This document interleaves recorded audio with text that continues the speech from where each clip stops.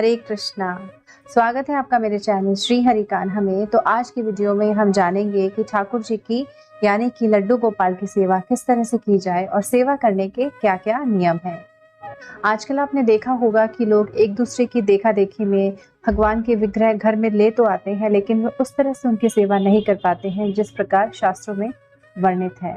इस बात का ध्यान रखते हुए कि भगवान चाहे किसी भी रूप में हो, चाहे भगवान लड्डू गोपाल के रूप में है, चाहे भगवान राधा कृष्ण के रूप में है, चाहे गौरा निताई के रूप में है, अगर आपके मन में भगवान के लिए भाव है तो इस भाव को भगवान के सेवा में नियम पूर्वक लगा। सबसे पहले ये जान लेते हैं, अगर आप ठाकुर जी की सेवा शुरू करना चाहते हैं तो आप कौन सा विग्रह घर में ला सकते हैं।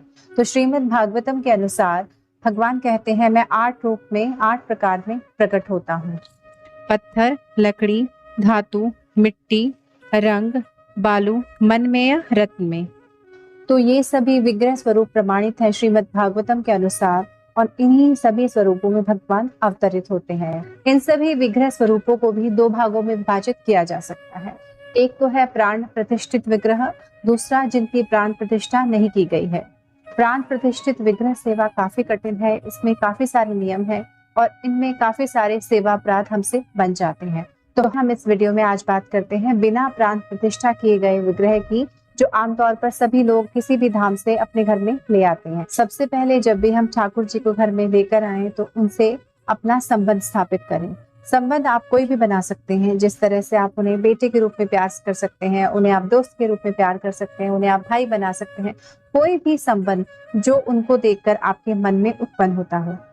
दूसरा, उनका एक अच्छा सा नाम रखें। नाम कुछ भी रख सकते हैं अपने अनुसार, आप जो भी उन्हें प्यार से पुकारना चाहते हैं वो नाम उनका रख सकते हैं। मन बनाने से और नाम रखने से आप ठाकुर जी के साथ एक आत्मीयता का रिश्ता महसूस कर पाएंगे। तो सबसे पहले ठाकुर जी अगर आपके घर में आ जाएं तो आपको उनके श्रृंगार और स्नान का विशेष ध्यान रखना। अगर आप रोज श्रृंगार और स्नान करा सकते हैं तो इससे अच्छी कोई बात नहीं तो कम से कम हफ्ते में 1 बार स्नान और श्रृंगार अवश्य करें। इसके बाद ठाकुर जी के स्नान के लिए आपको एक बड़ा सा बर्तन लेना है। बर्तन आप अपने ठाकुर जी के साइज के अनुसार ले सकते हैं। स्नान से पहले ठाकुर जी के इत्र से मालिश करें। ये इत्र आपको मथुरा, वृंदावन या आसपास की पूजा की दुकान पर आपको आसानी से मौसम के अनुसार इत्र मिल जाते हैं। फिर आप स्वच्छ जल लें, उस जल में कुछ बूंदे गंगा जल की डालें ताकि जल शुद्ध हो जाए, और उसके बाद ठाकुर जी को आराम से प्यार से इस जल से स्नान कराएं। स्नान कराने के लिए आप गोपी चंदन का प्रयोग कर सकते हैं। अगर आपके ठाकुर जी का स्वरूप धातु का है तो गोपी चंदन के स्नान से ठाकुर जी हमेशा उज्जवल और चमचमाते आपको दिखेंगे। ठाकुर जी के श्री अंगों को पोंछने के लिए आपके पास एक स्वच्छ तौलिया या कपड़ा उनके लिए अलग से कराएं। इसके बाद सुंदर वस्त्र और श्रृंगार धारण कराएं। ठाकुर जी को स्नान कराते समय आपको हमेशा ये भाव रखना चाहिए कि ठाकुर जी छोटे से बच्चे हैं, हमारे द्वारा उन्हें किसी भी प्रकार का कष्ट नहीं पहुंचना चाहिए। कोशिश करें कि आपके नाखून छोटे हों या कटे हों, ताकि गलती से भी ठाकुर जी को नाखून स्नान कराते समय चुभ ना जाए।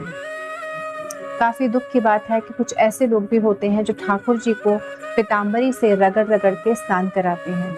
ठाकुर जी कोई पीतल या तांबे के बर्तन नहीं है जिन्हें मांझकर या रगड़ रगड़ कर साफ किया जाए। वह स्वयं भगवान है और जो हमारी पूजा अर्चना और भाव के कारण विग्रह रूप में प्रकट होते हैं। वे सिर्फ प्रेम के भूखे हैं, उन्हें सिर्फ दुलार कीजिए। ठाकुर जी जिस घर में एक बार आ जाएं तो वो घर ठाकुर जी का हो जाता है। ठाकुर जी घर के सदस्य बन जाते हैं। क्योंकि उनका नाम ठाकुर जी है तो he is the head of the family. तो उनके घर में लहसुन प्याज का भोग नहीं लगना चाहिए, लहसुन प्याज का खाना नहीं बनना चाहिए। ऐसा नहीं है कि आप अपने लिए लहसुन प्याज का खाना बनाएं और ठाकुर जी को माखन मिश्री का भोग लगा के छोड़ दें। आजकल लोगों ने अपनी सुविधा अनुसार ठाकुर जी की सेवा में बदलाव कर लिए हैं, जो शास्त्रों में बिल्कुल भी मान्य नहीं है। आप अपने घर में सात्विक भोजन बनाएं और उसी भोजन को प्रेम पूर्वक ठाकुर जी को अर्पित करें। क्योंकि भगवान अपनी कृपा दृष्टि इस भोग पर डालते हैं तो यही भोग प्रसाद के रूप में परिवर्तित हो जाता है, और इसी प्रसाद को पूरे परिवार के लोग ग्रहण करें। क्योंकि इस प्रसाद में भगवान की कृपा होती है तो आप स्वयं महसूस करेंगे कि धीरे धीरे आपकी जिंदगी में बदलाव जरूर दिखेंगे। अगर किसी को बुरी लत है, जैसे सिगरेट, शराब, मांसाहार, किसी चीज की भी प्रसाद खाते खाते धीरे धीरे ये लत अपने आप ही छूट जाएगी। इसके अलावा अपनी परिस्थितियों के अनुसार आप घर में ठाकुर जी के लिए एक मंदिर बनाएं, उसको खूब सुंदर सजाएं, उसमें काफी सारी रोशनी करें, ताकि आते जाते जब भी आपकी दृष्टि मंदिर पर पड़े तो आपको ये महसूस हो कि ये घर ठाकुर जी का है, ठाकुर जी इस घर में विद्यमान है। मंदिर की साफ सफाई का विशेष रूप से ध्यान रखें। ऐसा ना हो कि मंदिर में पुराने फूल पड़े हैं, मंदिर में जाली लगे हुए हैं, मंदिर में धूप बत्ती की राख पड़ी हुई है। तो स्वच्छता का विशेष रूप से ध्यान रखते हुए ठाकुर जी की पूजा अर्चना वंदना करनी चाहिए। अवसरों पे जैसे महीने की दोनों एकादशी पर ठाकुर जी के किसी भी स्वरूप का प्राकट्य उत्सव हो तो उस पर आप भगवान को पंचामृत से स्नान करा सकते हैं। ठाकुर जी के सामने उनके नाम का कीर्तन कीजिए, उनके नाम का जप कीजिए, ठाकुर जी को कोई भी गीता भागवत पढ़कर उनके सामने सुनाइए। इन्हीं सभी क्रियाओं से ठाकुर जी अत्यंत प्रसन्न होते हैं।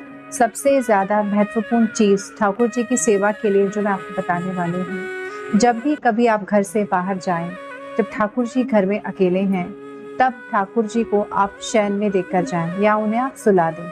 उनके पास उनके खाने के लिए भोग और जल का प्रबंध करके अवश्य जाएं। ऐसा कभी नहीं करना चाहिए कि आप घर से बाहर जाकर पार्टी फंक्शन एंजॉय कर रहे हैं और ठाकुर जी बेचारे घर में भूखे प्यासे बैठे हैं और आपका इंतजार कर रहे हैं। और जब भी कभी आपको लंबी यात्रा पे जाना हो, या तो आप ठाकुर जी की सेवा किसी अन्य भक्त को देकर जा सकते हैं। अगर आपके पास इस तरह का कोई भक्त नहीं है जो ठाकुर जी की सेवा कर सके, तो यही उचित होगा कि आप अपनी यात्रा में ठाकुर जी को साथ ले, अगर यात्रा में आप भगवान को अपने साथ ले जा रहे हैं तो इस बात का विशेष ध्यान रखें कि भगवान के लिए आपको एक बैग बनाना है और भगवान की सुविधा की हर चीज उस बैग में आपको रखनी है। जैसे भगवान के वस्त्र, भगवान का श्रृंगार, भगवान का भोग, हर सुविधा भगवान को आपको अपनी यात्रा में भगवान को दे। लेकिन ये भी ठीक नहीं है कि हर जगह आप भगवान को अपने साथ लेकर जाएं। जैसे आजकल लोग टोकरी में भगवान को बैठा के, ठाकुर जी को बैठा के मार्केट घूम रहे हैं, शॉपिंग कर रहे हैं, कुछ भी झूठे हाथों से खा रहे हैं, तो ये उचित नहीं है। इस चीज़ को आपको अवॉइड करना चाहिए। और अंत में मैं ये बताना चाहूँगी कि हमारे ठाकुर जी, हमारे लड्डू गोपाल, हमारे कृष्णा भावग्राही जनार्दन है। आप किस भाव से उनकी सेवा करते हैं, भगवान उसी भाव को ग्रहण करते हैं। अगर आप भगवान की सेवा भाव से नहीं करोगे तो जिस प्रकार भगवान विग्रह रूप में प्रकट होते हैं, उसी तरह भगवान उसी विग्रह से अप्रकट भी हो सकते हैं। काफी लोग भगवान के श्री विग्रह को अपने घर में ले तो आते हैं, लेकिन उन्हें एक शो पीस में सजा के रख देते हैं। ताकि आपकी सेवा का परफेक्ट होना जरूरी नहीं है, केवल ये ध्यान रखें कि भगवान की सेवा भावपूर्ण होनी चाहिए। महाभारत के इस प्रसंग को आपने जरूर सुना होगा कि किस तरह विदुरानी के केले के छींके खाकर भगवान आत्मविभोर हो रहे हैं। रामायण में शबरी के झूठे बेर खाकर भगवान कैसे तृप्त हो रहे हैं। तो आप सभी भी भगवान की सेवा शुद्ध भाव से करें। भगवान जरूर आपको अपने होने का साक्षात प्रमाण अपनी लीला द्वारा अवश्य देंगे। आशा करती हूँ कि ये वीडियो आपकी ठाकुर जी की सेवा के लिए जरूर सहायता करेगी। अगर आपका कोई प्रश्न हो ठाकुर जी की सेवा के बारे में तो आप नीचे कमेंट करके पूछ सकते हैं। हरे कृष्णा।